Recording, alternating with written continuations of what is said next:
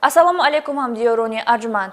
Боз фурсат расид ки мо нашри навбатии барномаи ахбори вазорати корҳои дохилиро манзури шумо намоем.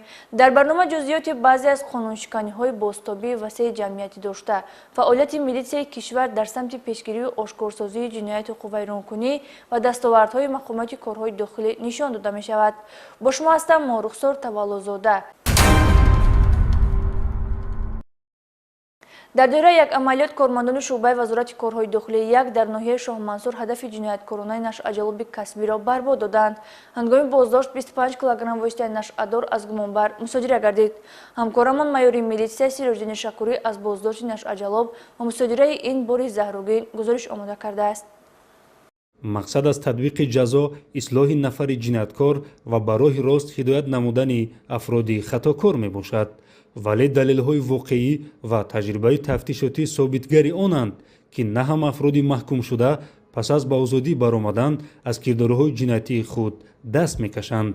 далели гуфтаҳои боло, гумонбаршаванда Саидов Муҳибулло соли таваллудаш 1976 сокини шаҳри Душанбе мебошад, ки бо ҷурми муомилоти ғайриқонунӣ воситаҳои нашъадор ба муддати 10 сол маҳбасӣ шудаю пас аз ба озодӣ баромадан боз ин кирдорҳои ҷиноятии худро идома додааст. Номбурда воситаҳои гуногуни нашъадорро аз гурӯҳҳои қочоқбари афғон қабул намуда, мин ба тариқи дигар ҳам маслакони ҷиноятии худ ба фурӯш мегузошт.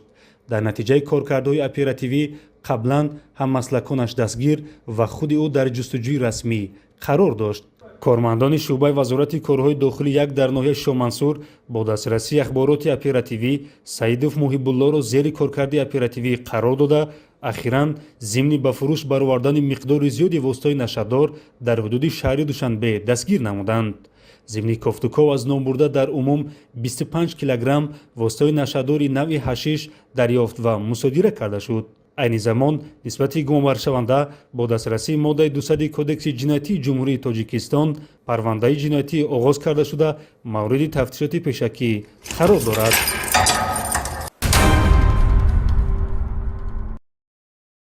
дар натиҷаи гузарондани чорабиниҳои оперативии ҷустуҷӯи милитсияи вилояти Суғд тақаллубкории шаҳрванд Зафар Назарзода сокини шаҳри Истаравшанро ошкор намуд.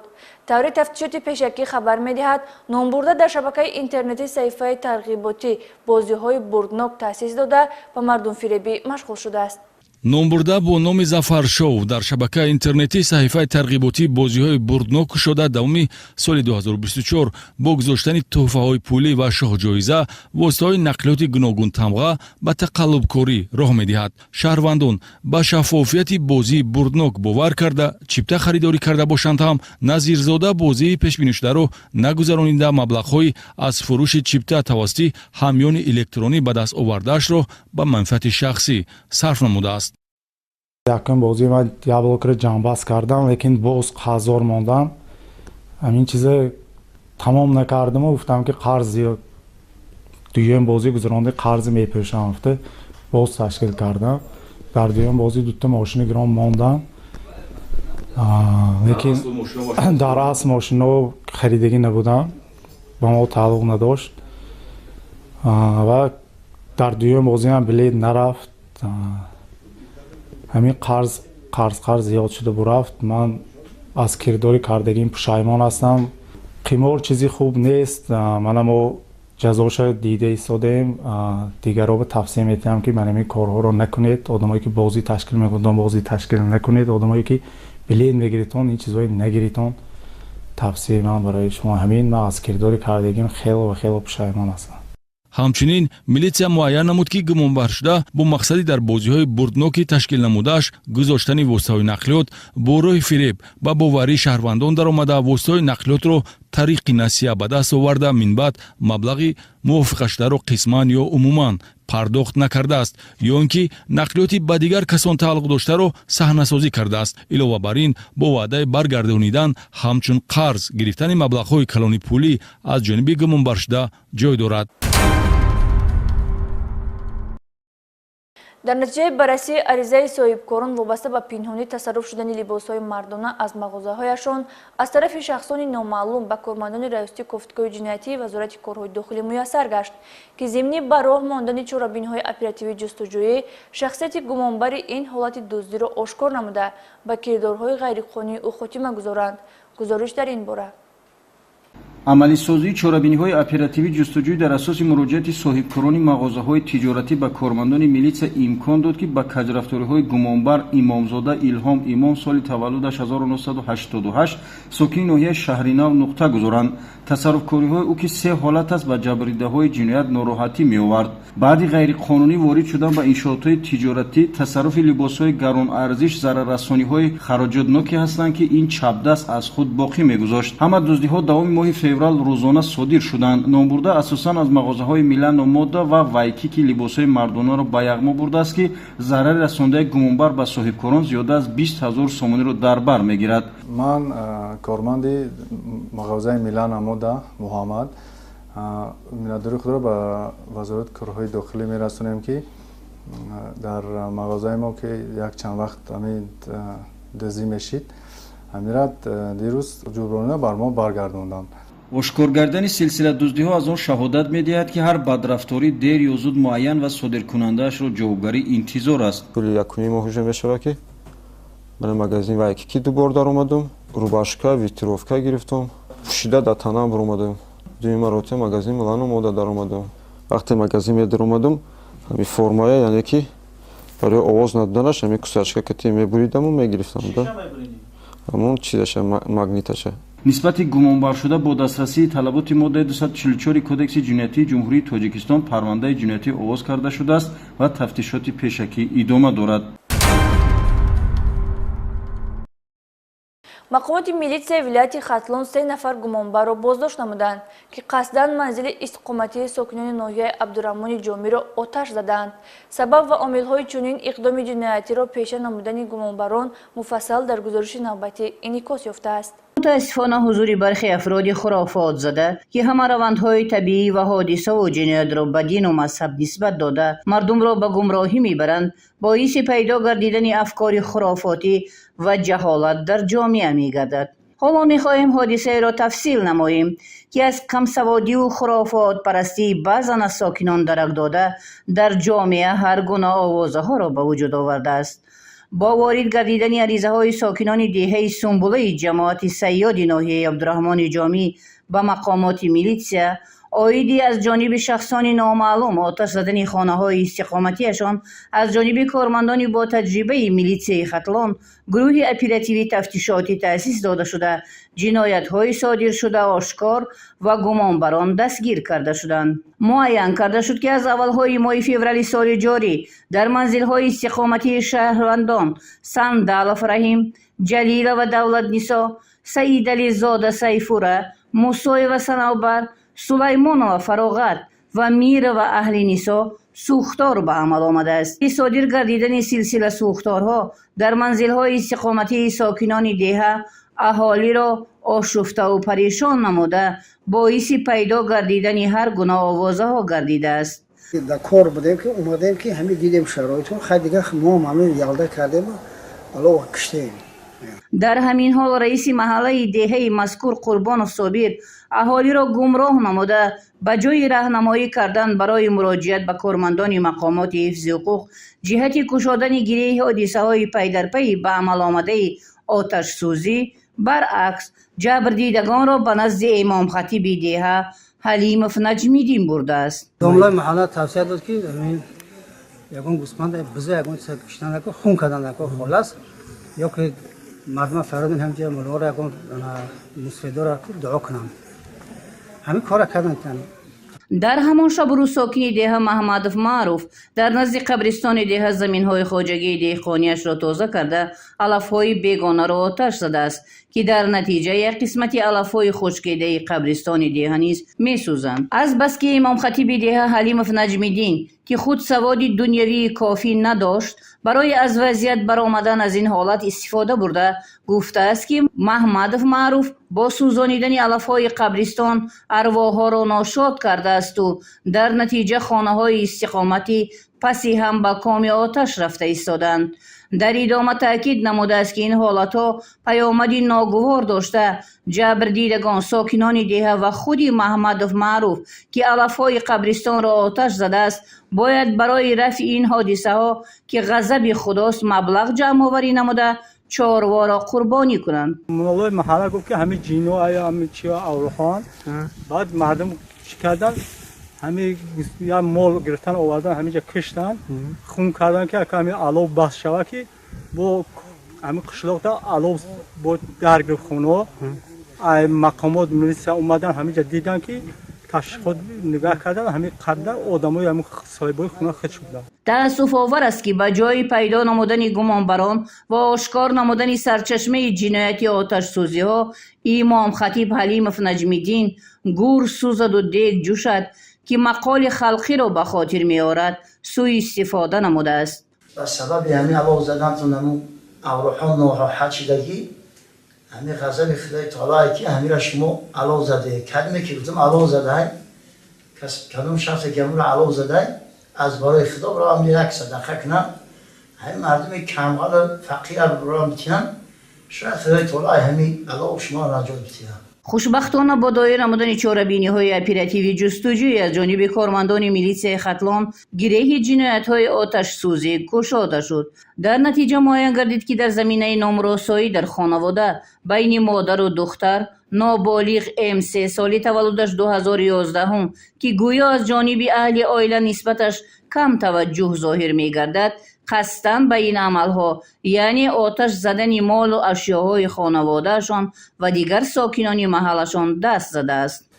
مقصدی که مادر ما توجه میکرد و برای همه قرب کرد خانه که هست برای همون خانه خدمانه که مادرم تشبیه شود که توجه میفهمم که چیه خانه عوامه برای که همه هر سه اولیات از تشبیهاتی بزنن. مزار وقتی که آتش زدن ما همین استفاده بردم که مردم خیلی کن جینای پریچ هسته نفهمیدن و من علوم سر دادم بعد شریک زشتگی با اومد پیش همه گفتم که چی کردم. هنگامی که آوازه های بردروغ آید با آتش سوزی ها میان اهالی دهه پهن می شوند 2 نفر ساکنان دیگری این دهه سیدالله زاده سیفوره سالی تولدش 2000 در زمینه خصومت های عائلوی و اپاش سیدالله و آرزوی سالی تولدش 1987 برای به گمراهی بردن کارمندان مقامات میلیسا خانه اشان را آتش میزنند که در نتیجه قسمتی از اشیاهای روزگارشان میسوزند. سنه 16 نوردی 2025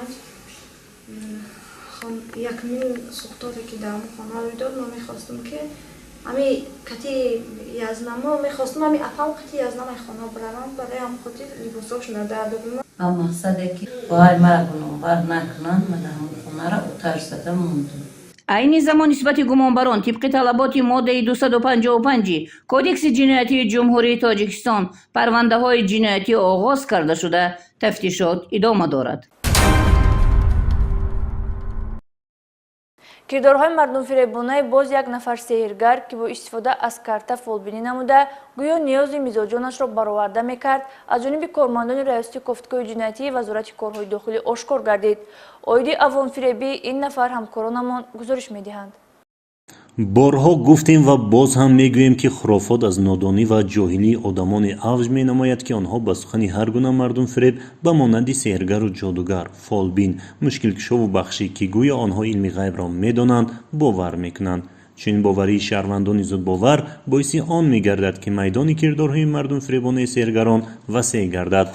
کارمندان ریاست گفتگوی جنایتی وزارت کارهای داخلی یک نفر زن را بازداشت نمودند که با حیله و نیرنگ‌های خاص به فالبینی، مشکل کشایی و جادوبراری مشغول شده است. این نفر گدوی و شیرین ماه محمد شریفونا سال تولدش 1985 ساکن کوچه سامانی شهری کلو می باشد که با مکر و نیرنگ با باوری شخصانی ساده و گمراه درآمده با واسطه کارت با فالبینی مشغول شده با وعده‌های دروغ از آنها مبلغ میستانید.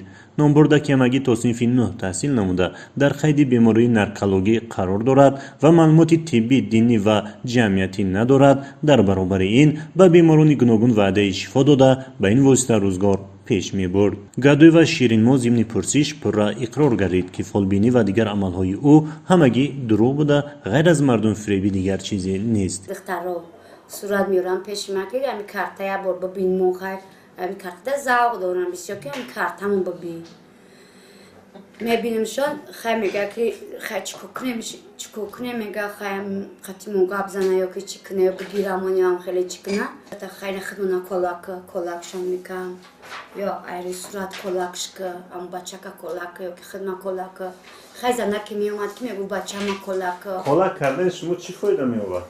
اگه که رای او شده می اما کشایش میشه اما کلاک کشایش میشه کارت که فال دیدن شما یکی گرم کردن یا کشایشی کار خود شما باور دارید این کار درست است؟ نه همه دروغه خدا هم خودش همه دروغه به خدا. برای شخصی سالم عقل واقعا تصور ناپذیر است، زیرا در زمان پیشرفت علم و تکنیک و سوحه طب چگونه میتوان به یک نفر که خود از بیماری نشمندی اذیت میکشد باور نمود. وابسته به حالت مذکور نسبت نام برده با دسترسی ماده 482 کدکس حقوق ویرانکنی مأموری جمهوری تاجیکستان پروتکل ترتیب داده شده برای چاره‌جویی به سود ارسال کرده شد. ادامه برنامه اخباری وزارت کارهای داخلی. ضمن راهاندازی نمودن چاره‌بینی‌های اپراتیوی جستجویی از جانب کارمندان شعبه مبارزه با ضد جنایت‌های متشکل وزارت کارهای داخلی در ولایت ختلان در حدود ناحیه شهر توس شهروند حمیده و خدیجه سال تولد 1963 ساکن ناحیه مذکور بازداشت کرده شد که نام برده برای فریب و سوءاستفاده از سادگی و بیسوادی شهروندان و باوری آنها درآمده گویا برای سحر و جادو و فالبینی مشکلی آنها را حل می‌کرده باشد مبلغ‌های پولی طلب کرده می‌گرفته است. نامبرده در حدود ناحیه شهر توس با تخلص خطیچه جادوگر مشهور بوده. با قول خودش سالهای طولانی می شود که شهروندان خرافات پرست را برای فریب به دام خود افشانده بر عوض مبلغ‌های معین پولی از 50 تا 1000 سومانی با نوشتن تومار و تشتاب سحر و جادو کرده با این واسطه گویا به آنها بخت سفید دلگرمی اویلوی و کشایش کار می‌بخشیده است. مورد به ذکر است که نامبرده چند مرتبه از جانب کارمندان میلیسیا بازداشت و جریمه بندی کرده شده باشد هم باز تکراراً دست به کردارهای غیرقانونی زده است. مزاجان این زن مکار و مردم فریب که مبلغ‌های خود را از دست داده و یگان حاجتشان برطرف نشده است چنین نشان‌داد دادند. برای خوشبخت شدن دیشب به خدیجه رفتم سحر جادو کردم مبلغ 300 سوم دادم یکم فایدهش ندیدم. یک مرتبه پیش ینگه خدیجه آمدم یک بار برای اویلم برای سوز شیدن آمدم خیلی کده دادن هم چیکاره گرم کرده دادن و فایدهش ندیدم فایدهش ندیدم بعد خیلی 300 سوم مبلغ دادم. با نزد آقای خدیجه آمدم برای فالبین برای خوشبخت باشم یکون چی تاثیر نکردن 200 سوم مبلغی دادم اومدم. عین حال نسبت حمیده و خدیجه از جانب پروکراتورای ناحیه شهر توس پرونده جنایتی با ماده 240 علاوه 1 کدکس جنایتی جمهوری تاجیکستان آغاز کرده شده است. اینجا رسیدیم به پایان نمایش امروزه. خیر تا دیدار دیگر سربلند و خوناباد باشید.